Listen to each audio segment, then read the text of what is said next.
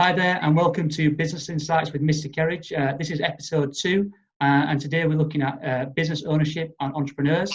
We're very lucky to be joined by my sister, Laura Kerridge, who is an entrepreneur and a business owner in the UK. So she's joining us from her garden, and she's going to share her insights in terms of some of the stuff you learn in the classroom and how that applies to real business. So just to kick off, Laura, thanks for joining us. And I just want to start with, if you can provide our students a little bit of background in terms of what is your business and how long you've been running for. Yeah, of course. Yeah. So my name's Laura. I've got a beautician's business called Beauty Box at John Richards, and I've been running for 6.5 years, so 7 years in September. All right, thanks for that. So what's your ownership structure? Are you a sole trader, a limited company? I'm a sole trader, yeah. Okay, so you're a sole trader. Because obviously our students learn around different business ownership types, and obviously in terms of sole trader, there'll be a lot of advantages and disadvantages setting up as a sole trader as opposed to a limited company. So from your point of view, just what's some of the reasons why you decided to set up as a sole trader? Initially, I knew I just wanted to do it for myself, partly family-wise as well. We had Oliver at the time, who was only 4, so sole trader-wise, you've got to put a lot of hard work in yourself, but I knew I only had to depend on myself. You obviously mentioned about working long hours. Can you just touch on that a bit in terms of the reality of running your own business and doing things that you probably never thought you would have to do? Yeah, it's hard work when you're doing it for yourself, and I would only say if you are going to go into it, you need to have a hard work ethic and know that everything that you're doing is down to yourself. So from I'm receptionist answering my phone, I'm the cleaner cleaning my room, I do the ordering for all my products, I do the treatments, I do my books as well. So it's a lot of hard work in different areas, but if you enjoy what you do and you thrive off it, then you don't mind doing all that. Thanks for that. Yeah. So you've had to learn around, obviously, looking at the accounts and obviously managing that on a weekly and monthly basis. And was that quite challenging when you set up your own business? Yeah, it was hard at first because I hadn't had to do it before. I found the easiest way to do it is to try and do my books weekly. So I work a Tuesday to a Saturday. And then on the Monday, I tend to then work by myself at home and do my books from the previous week so that I'm always on top of it. Right, okay. In terms of support, obviously you've been a sole trader. Did you get that support when you started out? Did anybody you could lean on in terms of advice? Yeah, I was really lucky. I had a family member who had helped with setting up Princess Trust. So we had quite a few meetings with one of my uncles who helped me put a business plan together. I got a loan off a family member to help set up. So I was lucky I didn't have to borrow from the bank. Obviously, I had to pay it back, but it was through a family member, and my own savings as well. So in terms of reflecting where you are now from where you started, is there anything you would have done differently, or has it just been a learning process? It's been a learning process. There was things that I could have done differently, but everything I've done has probably been done to fit around family life. So I've been able to gradually increase my hours as Oliver has got older. Might have been better to be able to do more hours to start with, but I've managed to fit in the time I need to put in for my clients and the time to be at home as well. So there's pros and cons from both, but I think like anybody, I've just learned as I've gone along, and I've probably made mistakes, but you learn from those as well. I was interested to ask a question in terms of when you decided, yeah, I want to set up my own business, I'm interested in this area, I've got a passion for it, I'm trained, I'm qualified. In terms of location, what made you choose a location that you chose? Was it down to where your customers were, or?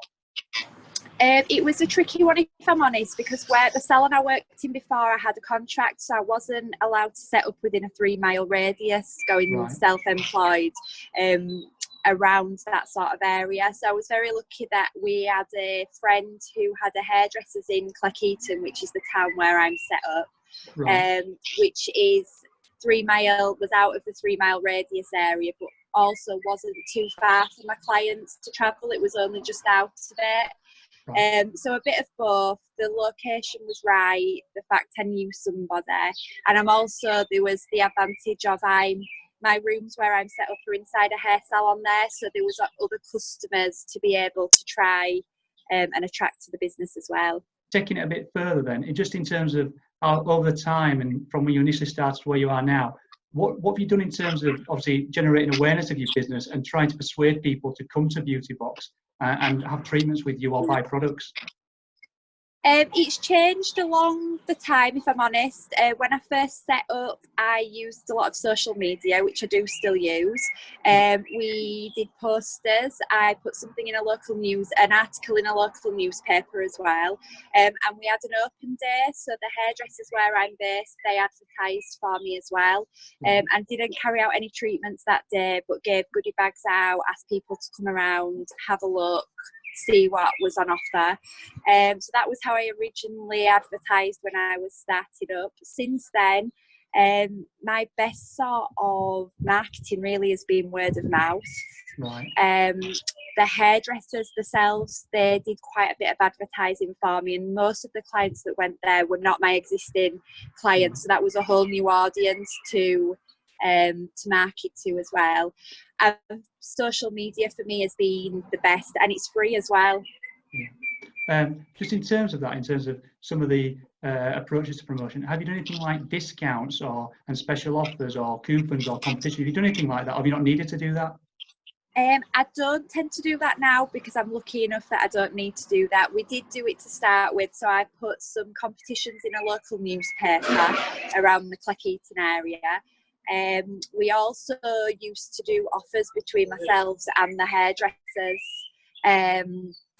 So we, on different days throughout the years, we'd do promotions together.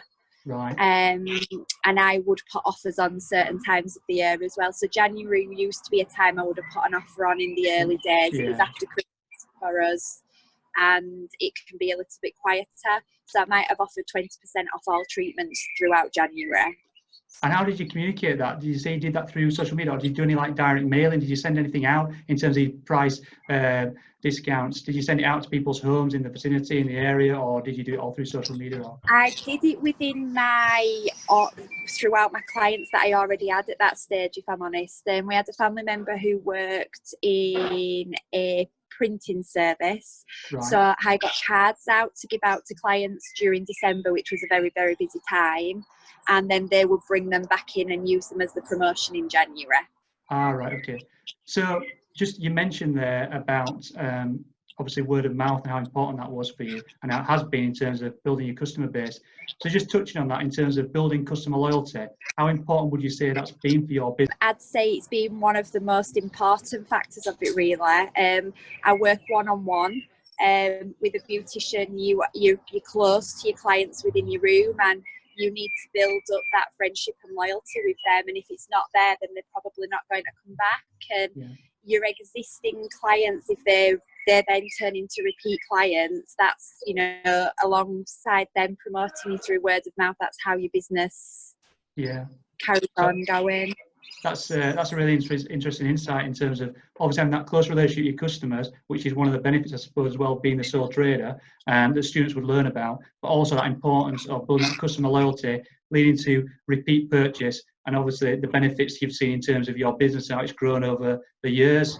That's been really, really interesting and insightful for our students in terms of business ownership and being an entrepreneur and what that looks like and over a period of time. The last question I'd ask you is, if you were stood in front of a group of students, what advice would you give them if they were thinking one day about becoming an entrepreneur, whether that was a sole trader or maybe becoming a sole trader and then one day becoming a company, how that may look? What would you say to them?